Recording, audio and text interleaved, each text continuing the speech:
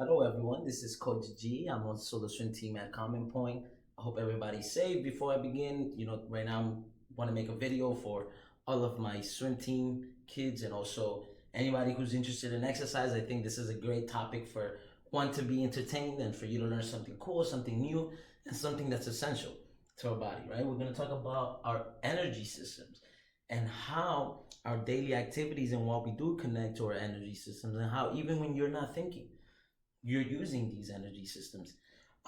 Before I begin, I want you to know that I'm going to say some terminology. I'm not really interested in you really memorizing all the terminology that I'm going to use, but I am looking for you to kind of understand the overall concept and have a good idea and understanding of how our body works in terms of energy and how we consume energy.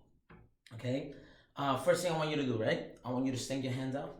Or actually, no. Yeah. Stick your hands out and then start going up and down, right? Now, right now, what we're doing is we're doing an exercise, right? We're raising our arms a little bit higher, up and down. Now, this is not really consuming a lot of energy, right? I'm not carrying anything.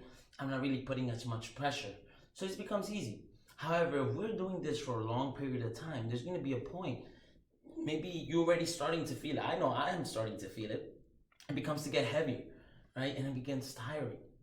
And then it's going to be a point where you cannot continue. It's going to be so much work, right? And then you're going to get really tired and you're going to have to stop, right? Now, I want you to remember that situation, right? That scenario that I just gave you, because that talks about how our body works in terms of energy, right? When we wake up, when we started doing this exercise, we're lifting our arms up and down. We're using something called stored energy, right? And our stored energy really comes from your body just preparing for you, right? When you wake up in the morning, right, you're using energy to get up from bed, right? Yeah, that's energy. You're even using energy to walk wherever, when you gotta go to the supermarket or when you gotta go to work. That's energy, right? That's why in the morning you feel energetic because you've rested, right? Your body created energy for you. And that's why you're walking, you're doing other things that you might not think about. You don't get really tired doing them just because you have that stored energy. Your body prepares for you. However, when you are exercising or you're doing an activity that's possibly more high intensity than the usual, then your body is gonna need to produce more energy. Stored energy isn't enough anymore. It's gonna say, well, I have stored energy for you. Now we need to create more energy for you to do it. So for an example, when we were doing the exercise, it turned out that once all of our stored energy on these muscles ran out, it's like, hey, I need to create energy, so I need oxygen. So you need oxygen, right? Your body needs oxygen to create more energy, more energy. And essentially, for some of us, our body can produce enough energy to continue doing this for maybe 30 minutes, an hour, right? But not it's not everybody's different and everybody's gonna have different times, different energy consumption. That energy consumption varies and depends. So if you last an hour and I only last 30 minutes, that's because our VO2 max are different. Now, what is VO2 max? VO2 max is volume of oxygen at its maximum capacity in your muscles. Meaning, when I'm breathing, you're taking in all that oxygen and sending it out to your muscles. Now, for me, it could only be 10% of the oxygen I take. Only 10% is going to my muscles. The rest, I'm bringing it back out, right? 10% is going to be CO2, and the other 90% is going to be oxygen again. Because even though I'm breathing it, I'm not really utilizing it, right? My muscles aren't really using it. However, for you, it could be 30%, 50%, right? And we're all different, but that's that's the whole ball game. Because the more oxygen you consume, so the higher the VO2, your muscles can take, then the more energy it produces, right? So high oxygen means more energy, right? More energy. The more oxygen you take, the more energy you can create. Now, what happens when whatever exercise is too intense, too rough, and even as much oxygen you can take, your body cannot produce enough energy to keep up with that exercise? What happens? You create something called lactic acid. Lactic acid, right? Now, lactic acid is the byproduct, of of not having enough oxygen. So your body is going through this process of glycolysis, and it needs oxygen, but it can't find the oxygen, so it creates another product called lactic acid. Now, lactic acid is what makes you get exhausted. This is what makes you sweat. This is what makes you be tired. Lactic acid is the answer. All right, and it all connects to the energy systems. Right, the first stored energy, you need oxygen to create. Then you have the amount of oxygen you take. If you don't, if you're not, you don't, if your body's not getting the oxygen it needs to keep up with that activity, it creates lactic acid. Lactic acid gets you tired. Therefore, you stop doing that exercise. All right. I hope that makes some sense to everyone. Now we're gonna erase this. Right, we're gonna take this away. Right, so that's the overall idea, right? If you can understand this, I think this is gonna be a little bit easier for you to continue, right? And then we have let's do anaerobic first. Anaerobic, and then we're gonna do aerobic, right? So I'm sure we've all heard this terminology, right? At least aerobic, a lot of aerobic fitness, a lot of us have heard this. So I'm sure a lot of you are familiar. Maybe not anaerobic, right? But I'm going to talk about it, right? So you're using your stored energy, right? When you this is going to be, let's just do explosive, and then we're going to do endurance. So look at that. That works. So the two E's, right? The E and the E. If we want to think about it like that. All right? This is explosive, this is endurance, right? How do we differentiate both, right? When we do an anaerobic exercise, right? It's something explosive. What's something explosive? We're talking about a 25-meter dash, a 100-meter dash, something that's about 10 seconds long, and you're using all that energy. You're going all out. What happens is your body is using stored energy. So you're gonna go as fast as you can, and that's gonna be as fast as you're gonna possibly go.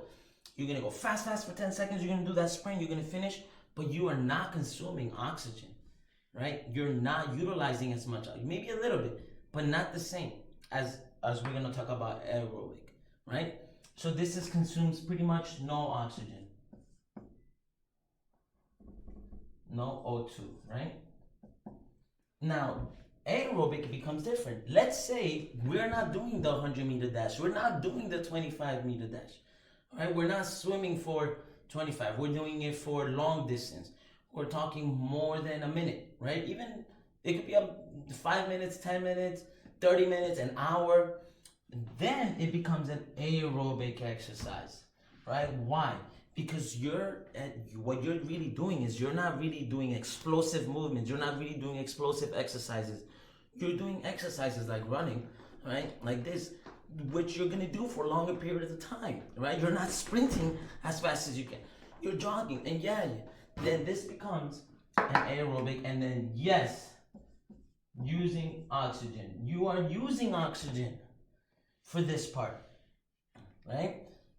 Now, how do we know how to train for each one? If we know we have two energy systems, the number one question is, what do? Do we just train this energy system with that energy system? Can we even train the energy systems? Well, this is the answer, and I'm sure a lot of us have heard of this, and it's good that it's become so popular in our everyday lives, and we hear about this. It's called HIIT, right? You've heard about HIIT, right? This is high intensity interval training. So you're gonna go, let me write this down.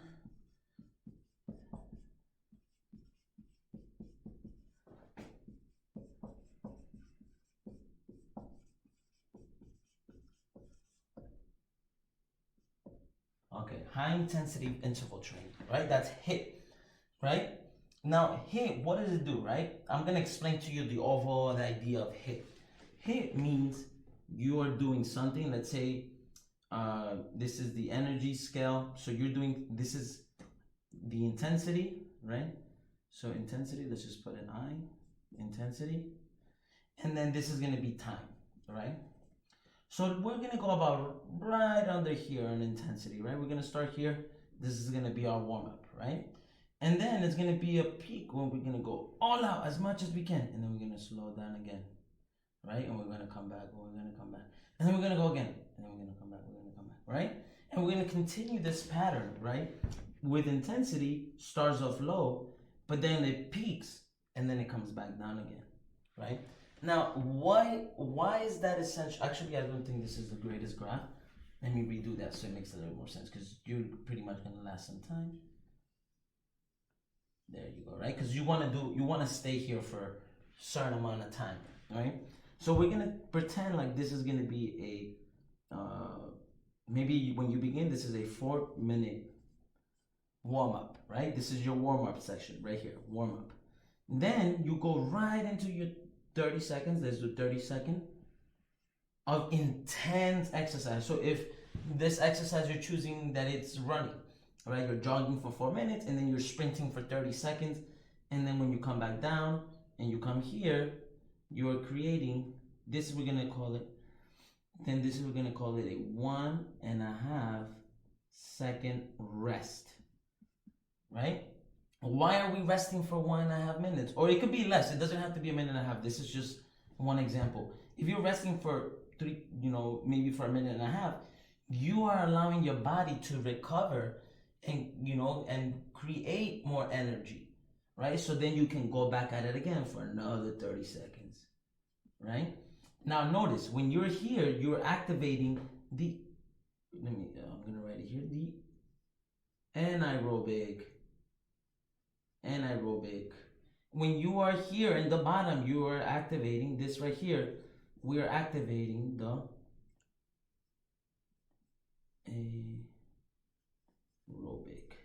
aerobic right? You're activating both energy systems in both situations, and you just repeat the cycle, right?